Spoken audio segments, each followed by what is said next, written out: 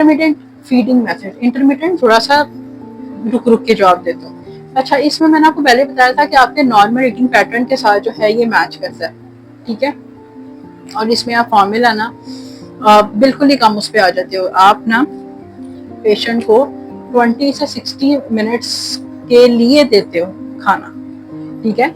मतलब 20 से 60 minutes maximum, उतने में जितना पेशेंट को चला गया दे दिया, चला गया नहीं, मतलब पेशेंट को दे दिया, हमें देना है। मतलब हो सकता है कि मैं अगर उसको इतने 200 ml पर आवर दे दूँ, 10 ml पर आवर दे दूँ, कोई भी वैल्यू है, तो वो उसको 20 या 60 मिनट्स के अंदर ही उसका काम हो जाता है। एक तो अच्छा सॉरी, यहाँ पे जो है ना मेरे माइक की बैटरी खत्म हो गई थी, इसलिए वो डिस्कनेक्ट हो गया था। तो यहाँ से जो लेक्चर है उसकी वीडियो बनी है, ऑडियो जो है बनी थी। तो मैं आपको बता देती हूँ।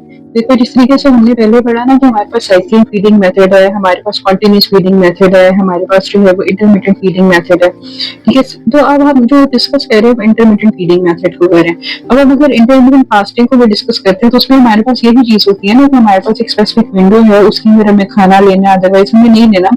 तो सेम एज दैट, यानी कि थोड़ा थोड़ा जो ब्रेक आता है, that is basically the intermittent. तो इंटरमिटेंट फीडिंग के अंदर एक तो वो नॉर्मल आपके जो मेथड फीडिंग मेथड है उसकी तरह का होता है, जिस तरह पेशेंट खाना खा रहा है, तो अगर पेशेंट अनकॉन्शियस भी है तो तब भी अगर हम पेशेंट को एंटायर फीड प्रोवाइड कर रहे हैं तो वो इंटरमिटेंट की कैटेगरी में जो जाएगी, नॉर्मल जो की। और इसमें क्या होता है कि पेशेंट को जो फीड प्रोवाइड करते हैं एंटायर न्यूट्रिशन की, वो 20 से 60 मिनट्स की होती है।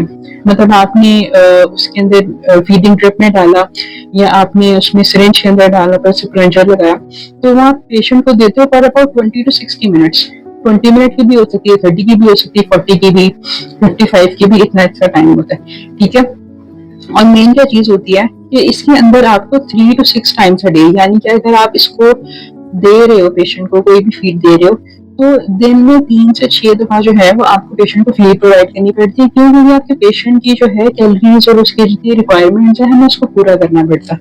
किस चीज की रिक्वायरमेंट? हमें पेशेंट को देखना होगा कि अगर वो रीनल का है तो उसमें हमें फ्लूइड को किस तरीके से मैनेज करना है। अगर पेशेंट जो है वो बर्न का पेशेंट है तो उसमें हमें